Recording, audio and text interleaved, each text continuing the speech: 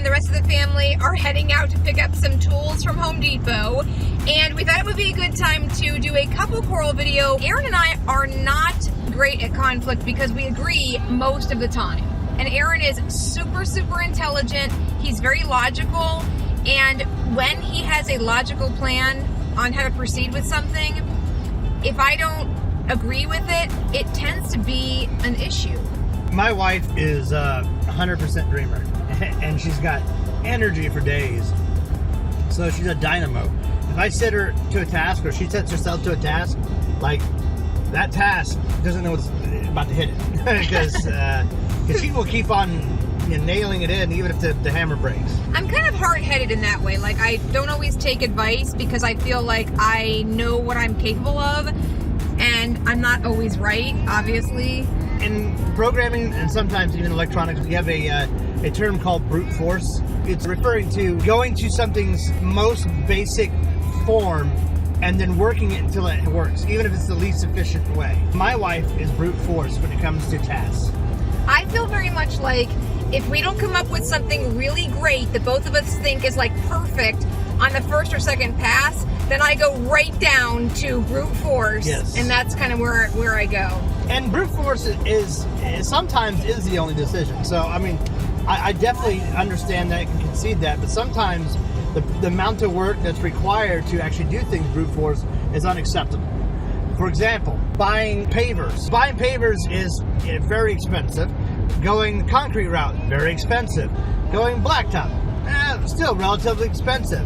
Regardless of which way you look at it, those are expensive. So the other options are to physically do something ourselves, like go out to the creek and pull up rocks and do your own. Yeah. That would be brute force way of doing things. It's an unacceptable compromise. Well, so right now, we could actually tell you about a handful of things that we've really not agreed on, but we got past them, and so once we get past those issues, we're like, oh, it wasn't that big a deal. Now we're kind of in the middle of one, and we haven't 100% resolved it, and that is the fact that we have bamboo stumps in the area that we are going to be laying down our driveway, basically. We placed a huge order. We spent $1,300 to order this GeoGrid that we're very excited about, but the land is not ready for it.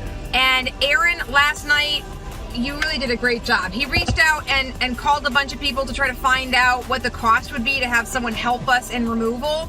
Only because we were going to rent a tiller and do it ourselves, like something to till the ground from Home Depot.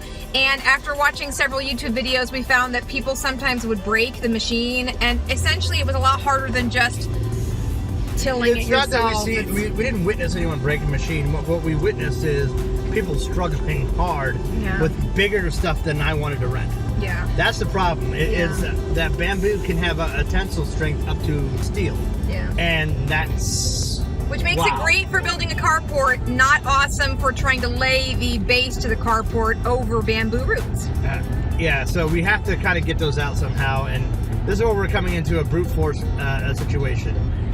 Should I let my wife go out there with primitive tools and just brute force them all out? Yes. Knowing that she's going to probably break something of her own and okay, well, that's your fall apart. It's going to be rough. Well, so if you saw our GeoGrid video we just posted, we even laughed in the video that the advice of other people is that only a maniac would try to go out with a shovel to dig up those roots. We laughed, haha, only a maniac would do that. But now we're back at the point where this grid system is going to be arriving in a couple of days, and we are not ready for it. So it's kind of a rainy, gloomy day. We're going to go try and get a hole digger, a post digger, because Aaron wants me to have better tools than just a really old shovel. But we're going to try and brute force it. Yeah, we have a flat shovel that's used for scooping concrete and manure and stuff like that. Then we have a sharp, small shovel. Both of them are old, rusted, and the wood's dying. So it's kind of rough. Like they could break, but I feel like I'd rather use them until they break. So here is the couple quarrel aspect of this. When I say to Aaron, would you let me try a task that you think is not a good idea? On many levels, he thinks it's not a good idea. Will you just let me do something I want to do? Or will you insult me? I mean, that happens. You say things that are awful sometimes. No, there's not insulting. She doesn't take criticism at all. I don't take that. So she assumes every criticism is an insult. That is 100% true. It is true. I don't take criticism well. At all. Not well, at all. Like literally any criticism. Like right now, she wants to strangle me just for me telling her that she can't take criticism.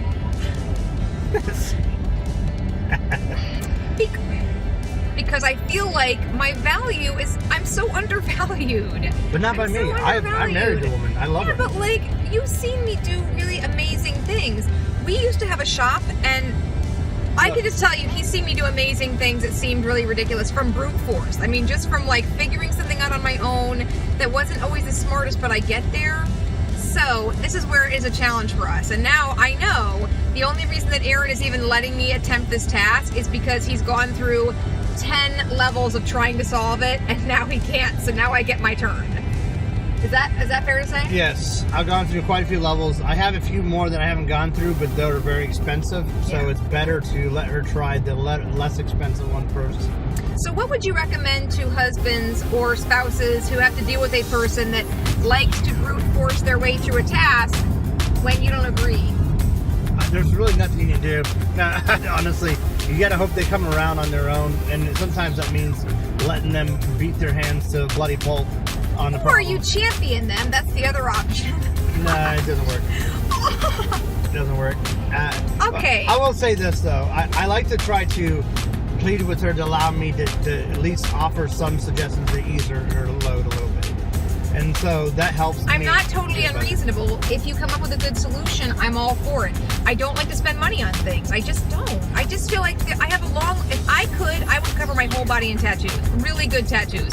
I could easily spend $80,000 on tattoos. So every time we spend money on something that I think I can do myself, I envision not getting the tattoos I want and not being able to, I don't know, just have the stuff I want. So I don't want to spend money on crap that I can do myself. And that's a big... Yeah, all right. Okay, so kind of a tangent, but I don't like to spend money on things that we don't need to. All right.